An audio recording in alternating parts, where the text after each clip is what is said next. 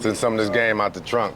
No, man, but I'm telling you, man, them attorneys, having a good attorney, tell people in business, especially in real estate, you got to have a good title company, a good attorney, and a good realtor. Yes. You know what I mean? Yes, and then if you got some muscle, you're good to go. Yeah, that's all you gotta need. have muscle these days. You gotta have muscle. You gotta have muscle. But no, you know, we were talking a little bit about your LLC, right? Yes, right. yes. So, what kind of LLC do you have? So I'm a solo member LLC right now, but I also want to talk about my C corp that I want to go into. But yeah, so I'm a solo member with an LLC right now. Okay, good. So, what I like to talk about is sort of like complex LLCs. In other words, where you have it's layered and it's stacked, and ultimately. What I explain to people, LLCs aren't to get over on people. No. LLCs stands for limited liability corporations or companies, right?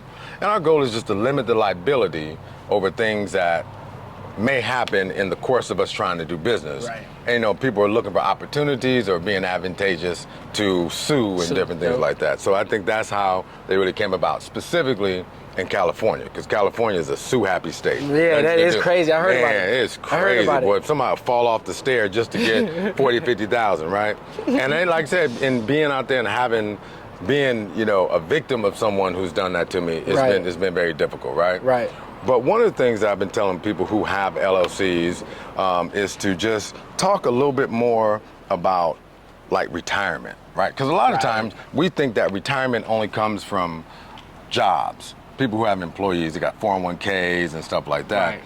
But they have this thing, and you may have heard of it, I don't know, it's called a solo K.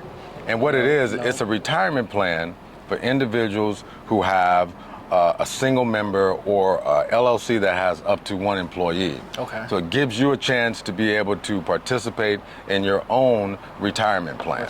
And what it will allow you to do is you'll be able to put into up to $66,000 per year. Right. You know, it gives you that range. So if you're making money and you want to put some away for yourself when you get older, for your children, you want to look at the solo K. Okay. And it allows you to have a regular traditional IRA, or you can choose the Roth function. One of the two. One of the two, and sometimes you can blend the both. You can say, I want 40 to go to the Roth. You can do a little bit more. Because I might want to do both, actually. Both. Exactly. So I might want to split that 40-20-20. Yeah. So sometimes, but then when you really look at the numbers, you might want to put it all into a Roth, because at 55, it's tax-free. Now, even though they do take the tax out before they put the Roth in, meaning if you got 40, they'll take the tax off of that 40, allow you to put it into your Roth. But tomorrow, if you take that Roth and put it into a coin, and that coin, you know, 10Xs or 20Xs, that's all profit, no taxes. Okay. So there's a lot of opportunity. And I'm saying, like, we have to be stewards with our money. We need to know what to do with our money. Right. And so it's just another avenue for you to have, with your LLC. So. Right. And it's a big advantage with that too, like you said, of the tax-free part. So not getting super taxed on making, again, like 80,000 a year or 100 bands or 200 bands. Like, you get to save some of it, instead of letting Uncle Sam rob you for some of it. Right. And it's like I say, we need Uncle Sam. Uncle Sam, we love what you do with the taxes. You just take too much of it, in my opinion. And I'm saying, like, we need to control some for ourselves. Right. And then ideally, it'd be great if we can keep our tax dollars and direct them into the communities that we want them to go into. Yeah, you know what I'm saying? At that point, you probably wouldn't mind paying more if you knew that money was going directly to schools that supported individuals that looked, like us. You know what I'm saying? Exactly. So my thing is that if you can't get more control working with Uncle Sam, you might as well have more control for yourself. Right. And if I didn't mention, you can even borrow you can borrow from that up to $50,000 a year. So, and you don't have to take the whole 50 out, right? You don't have to take. You can take whatever you want in terms of expanding your business. If you want to, or you can take it out to buy a house. There's a lot of things you can do. So and well, let me ask you this: do you have children? No, I don't have children. I'm not married. Wow, man. So you have a really good base and a foundation.